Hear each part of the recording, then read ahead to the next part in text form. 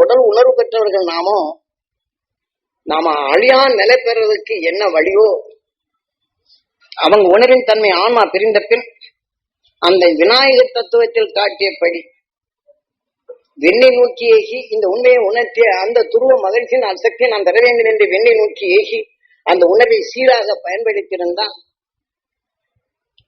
இந்த உடலை விட்டு பிறந்த விநாயகர் தத்துவத்தில் உடலை விட்டு பிரிந்து சென்ற எங்கள் கோயில் தொலைவிமான உயிரான்மாக்கள் அந்த சப்தரிஷி மண்டலத்துடன் இணைந்து ஒளிபெறும் சரீரம் பெற வேண்டும் என்று ஒழுக்கமான நிலையில் அந்த சாஸ்திரப்படி சொல்லியிருந்தால் இறந்த உடனே அந்த இனத்தை சேர்ந்த ஒரு உணர்வை வலுப்பெற்று எங்களோட இவ்வளவு காலம் நீ கஷ்டப்பட்ட இனியாறு உன்னுடைய உணர்வுகள் அனைத்தும் உடல் பெறும் உணர்வுகள் கரைந்து என்றும் ஒளிபெறும் சரீரமா என்று பேரானந்த பெருநிலை பெற்று என்றும் பெருவாழ்வு நீ வாழணும் அப்படின்னு எல்லாரும் சேர்ந்து பெருவாளுக்கு அனுப்பணும்.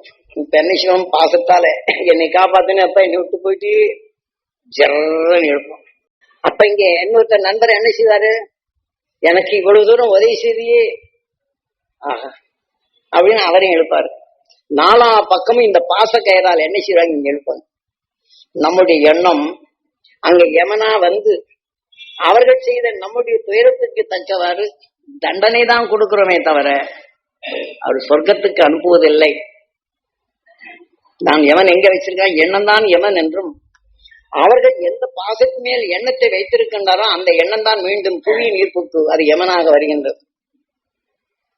எதன் மேல் பாசம் வைத்திருக்கின்றாரோ அந்த எண்ணம் தான். அதுக்குதான் எருமை போட்டு காய்க்கணும். சிந்தனை இல்லாத நிலைகள் கொண்டு எதன் மேல் நாம் செயல்படுகின்றோமோ அது அவருக்கும் யமனாகின்றது, நம்மளுக்கும் அந்த எண்ணமே யமனாகின்றது. காரணம் அவர் துயர்படும் உணர்வின் தன்மை எண்ணம் வலுகொண்டால் அந்த ஆன்மா நமக்குள்ளே வந்துடும்.